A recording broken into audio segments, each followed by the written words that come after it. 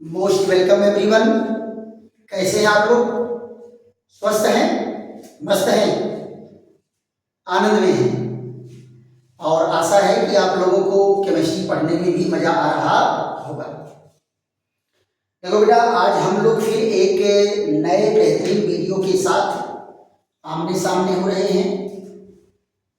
आज का वीडियो आपको व्हाइट बोर्ड पर दिख रहा होगा। हम लोग पिछले वीडियो में परमाणु संरचना से संबंधित बेसिक जानकारी हम लोग प्राप्त किए थे। ये परमाणु संरचना का दूसरा पार्ट है जिसको क्वांटम सिद्धांत कहते हैं। क्या कहते हैं? क्वांटम सिद्धांत। अब जो आप लोगों को पढ़ाया जाएगा वो सारी चीजें आप लोग 8वीं 9वीं 10वीं में नहीं पढ़े हैं, इसलिए आप लोगों को इसे पूरी सावधानी के साथ पढ़ना पड़ेगा और एक एक पॉइंट का अभ्यास करना पड़ेगा। तो क्वांटम सिद्धांत में सबसे पहले हम लोग चर्चा किसकी करेंगे? क्वांटम संख्या की चर्चा करेंगे। देखो बेटा, क्वांटम संख्या क्या होता है? वो इलेक्ट्रॉन का एड्रेस होता है, इलेक्ट्रॉन का पता होता है। जैसे मान लो एक परमाणु में बहुत सारे इलेक्ट्रॉन होते हैं, तो कौन सा इलेक्ट्रॉन कहाँ रहेगा, उसका पोजीशन क्या है, इस चीज की जानकारी क्वांटम संख्या से प्राप्त होती है। जिस प्रकार से किसी एक व्यक्ति के बारे में आपको जानकारी प्राप्त करना है तो उसके एड्रेस की जरूरत होती है, उसके पता की जरूरत होती है। उसी तरह से किसी इलेक्ट्रॉन विशेष के बारे में अगर जानकारी प्राप्त करना है तो क्वांटम संख्याओं की जानकारी होना जरूरी है। अगर क्वांटम संख्याओं का आपको ज्ञान नहीं है तो आप इलेक्ट्रॉन के बारे में पूरी जानकारी नहीं बता सकते। तो क्वांटम संख्या को किस प्रकार से डिफाइन किया गया है आपके सामने है बेटा। किसी परमाणु में उपस्थित किसी इलेक्ट्रॉन विशेष के लिए पूर्ण जानकारी प्राप्त करने हेतु जिन संख्याओं का प्रयोग किया जाता है क्वांटम संख्या कहलाती है। किसी इलेक्ट्रॉन विशेष के बारे में, स्पेसिफिक इलेक्ट्रॉन के बारे में अगर आपको पूरी जानकारी प्राप्त करना है तो जिन संख्याओं का प्रयोग किया जाता है क्वांटम संख्या कहलाती है। जिस प्रकार किसी व्यक्ति विशेष के बारे में जानकारी हेतु उसके पता की आवश्यकता होती है, ठीक उसी प्रकार इलेक्ट्रॉन के बारे में पूर्ण जानकारी हेतु क्वांटम संख्या की आवश्यकता होती है। तो हम क्या कहेंगे? क्वांटम संख्या इलेक्ट्रॉन का क्या है? एड्रेस है, पता है। फिर इसके बाद चर्चा आ जाती है क्वांटम संख्या के प्रकार। यहां देखिए, क्वांटम संख्या के प्रकार। क्वांटम संख्या के प्रकार इसको क्या कहते हैं? Kinds of quantum number. Kinds of quantum number, quantum number के प्रकार। ध्यान दो बेटा, क्वांटम संख्याओं को हम लोग नहीं, वैज्ञानिकों ने इसको डिवाइड किया, वर्गीकृत किया है। 4 प्रकार की क्वांटम संख्याएं अध्ययन की जाती हैं। पहली क्वांटम संख्या कौन है?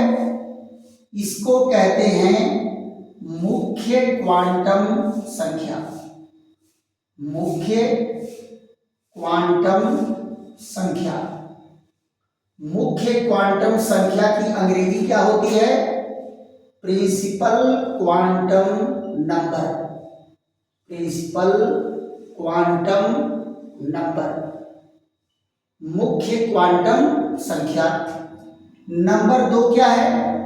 द्विगंशी क्वांटम संख्या। द्विगंशी क्वांटम संख्या। द्विगंशी क्वांटम संख्या को क्या कहते हैं बेटा?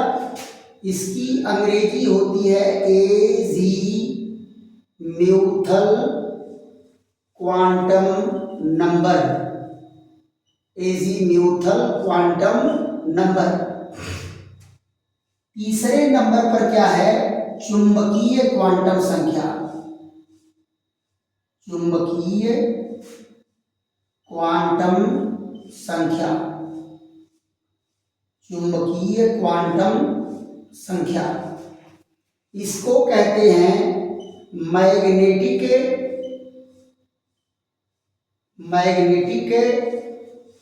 Quantum number. Magnetic quantum number. और चौथा है चक्रीय क्वांटम संख्या। चक्रीय क्वांटम संख्या। चक्रीय क्वांटम संख्या क्या होता है बेटा? इसकी अंग्रेजी होती है स्पिन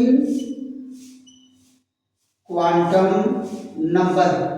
स्पिन क्वांटम नंबर।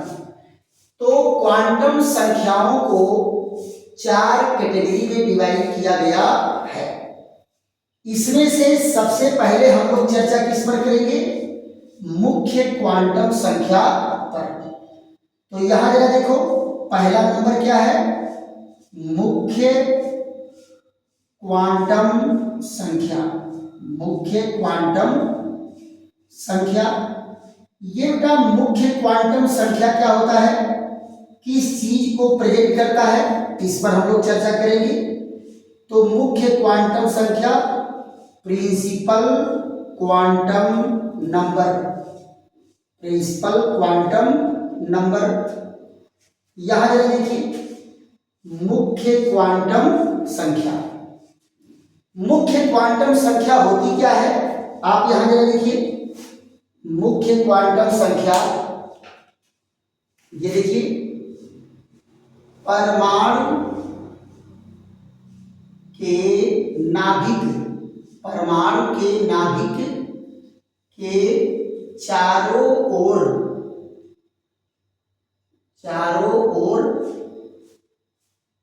मुख्य ऊर्जा स्तर। मुख्य ऊर्जा स्तर व मुख्य कोश। मुख्य कोश को प्रदर्शित करता है। कोश को प्रदर्शित करता है। प्रदर्शित करता है। दूसरा क्या है? इसे स्मॉल n से व्यक्त करते हैं।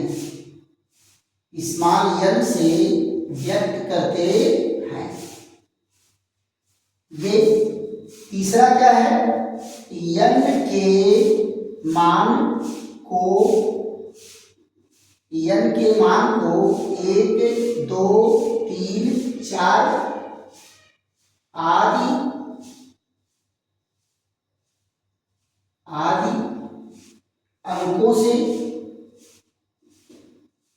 अंकों से या के यल यम यन आदि अक्षरों से प्रदर्शित करते हैं। प्रदर्शित करते हैं। क्या कहा बेटा? कि परमाणु के नाभिक के चारों ओर ये मुख्य ऊर्जा स्तर को प्रदर्शित करता है। मुख्य कोश या मुख्य ऊर्जा स्तर को प्रदर्शित करता है।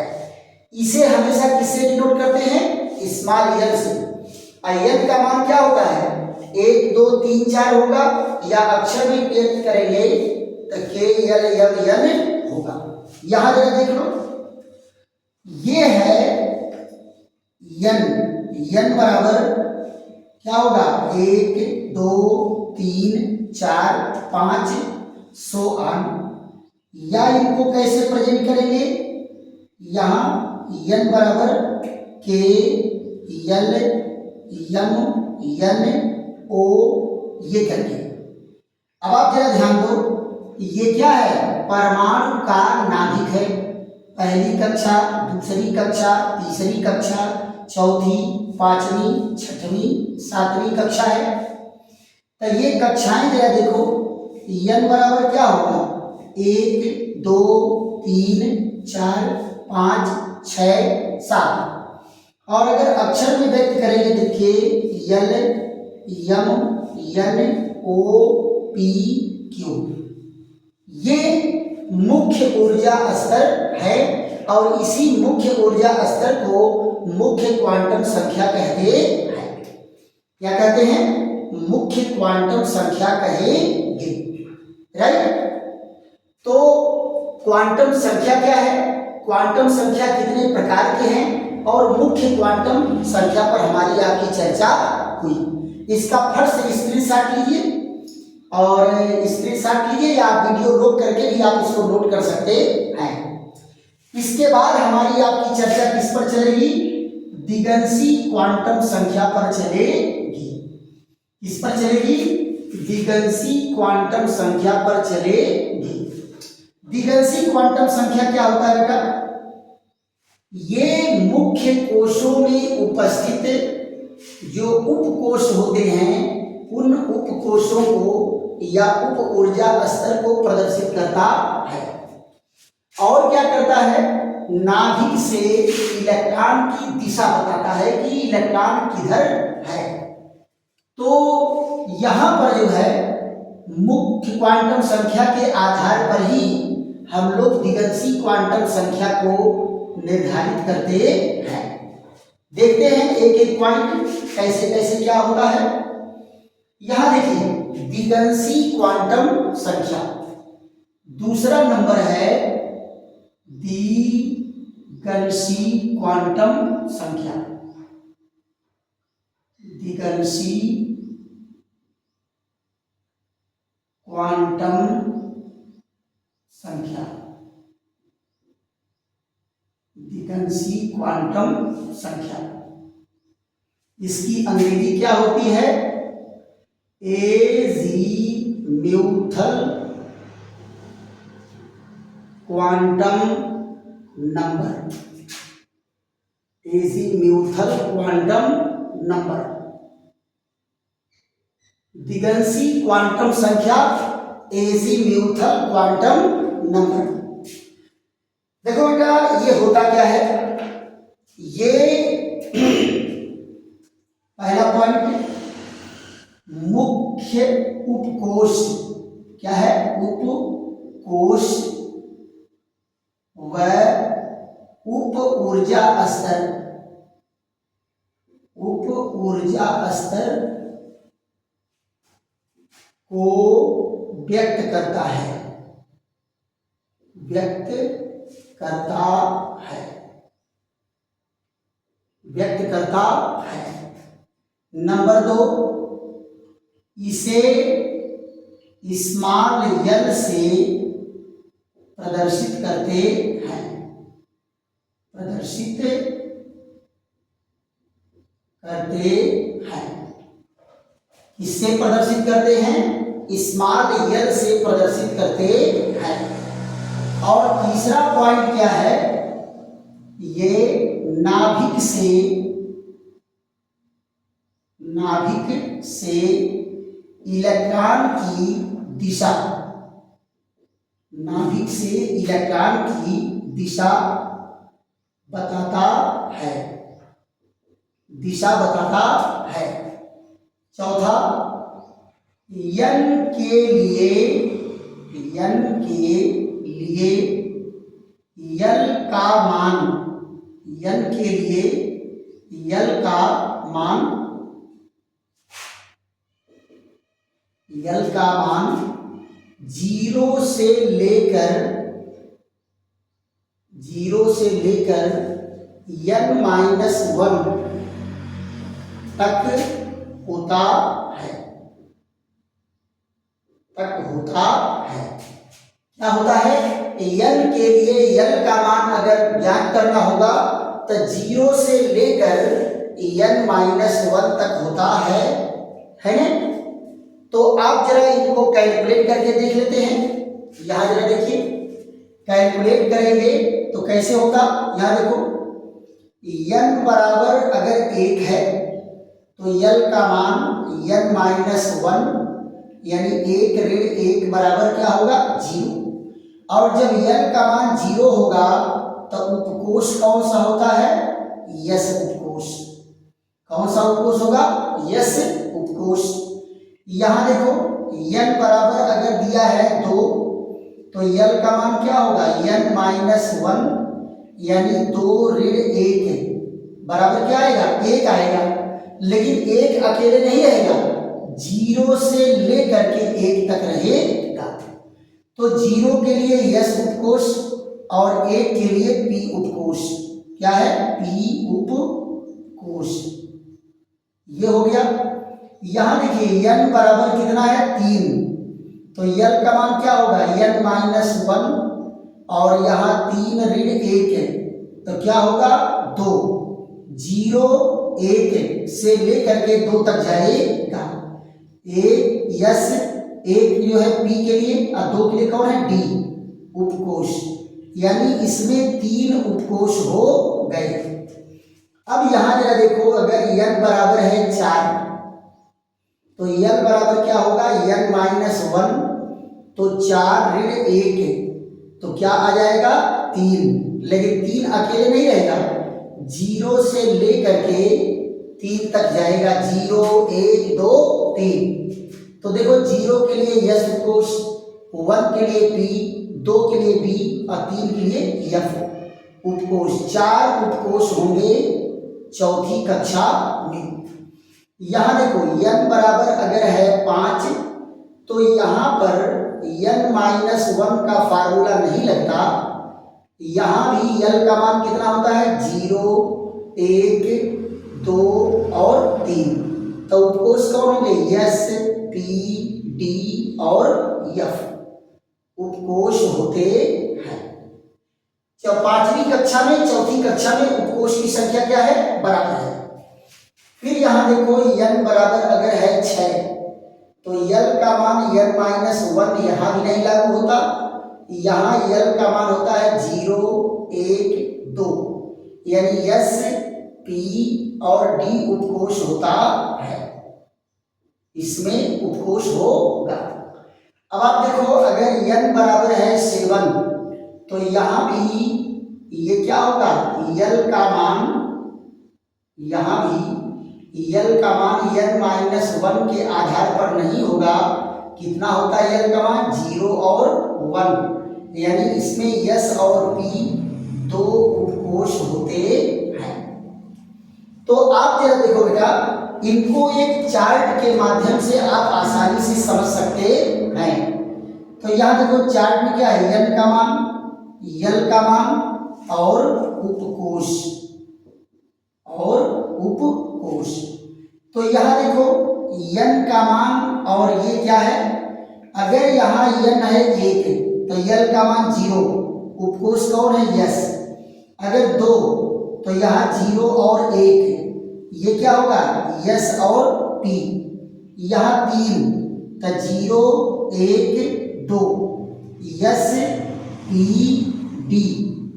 यहाँ देखिए 4 0 1 2 3 यस पी डी और एफ। यहाँ देखिए 5 तो 0 1 2 3 यस पी डी और एफ। यहाँ देखिए 6 0 1 2 यस पी और डी। यहाँ देखो 7 तो 0 और 1 उपकोष कौन है? यस और पी। ये चार्ट से आप इसको इजीली याद कर सकते हैं। अब जरा देखो, इनको हम परमाणु में दिखा देते हैं कि परमाणु में कहाँ है।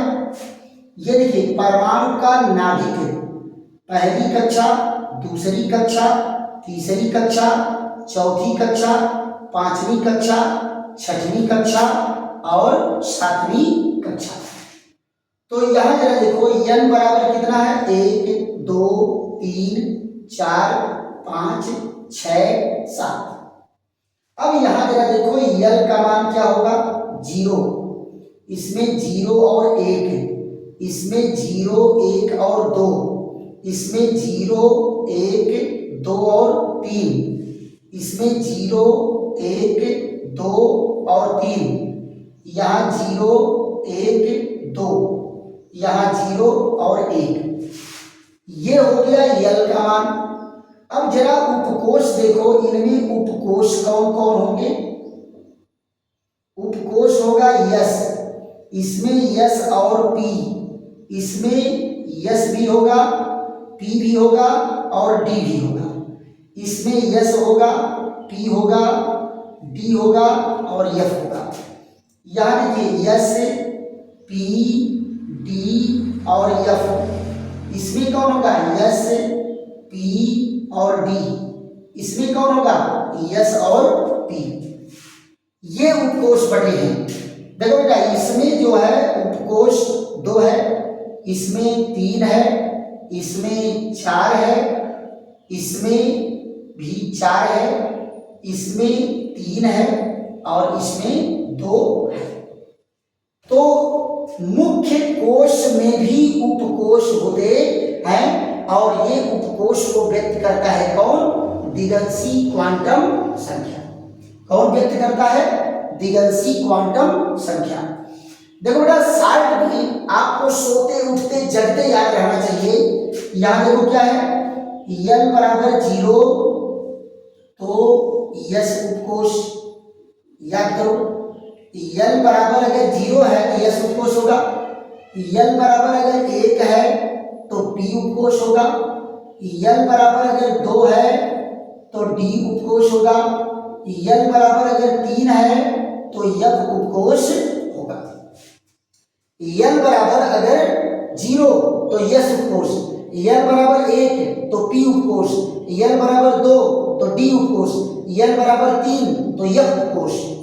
उल्टा करके जरा याद करो, यस के लिए l का मान 0, p के लिए l का मान 1, d के लिए l का मान 2, f के लिए l का मान 3 है। इतना अगर आप याद कर गए, इतना अगर याद कर गए तो इसका यूज जो है आगे खूब होने वाला है, इसका खूब प्रयोग होगा आगे के वीडियो में।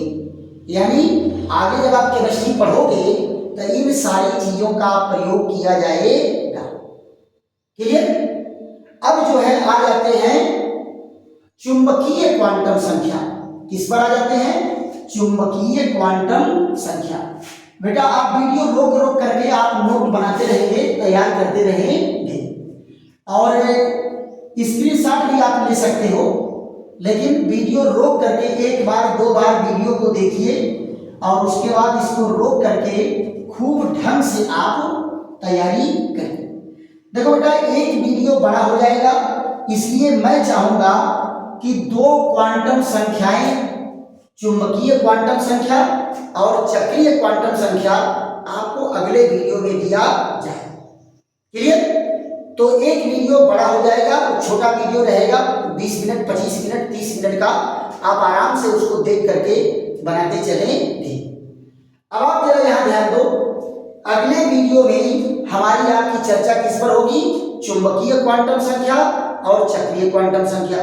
अगर वीडियो बेटा समझ में आ रहा है तो खूब लाइक करो, शेयर करो, सब्सक्राइब करो, है कि नहीं। और फिर हम मिलते हैं क्या अगले वीडियो के साथ। तब तक के लिए विश्राम। थैंक यू, धन्यवाद।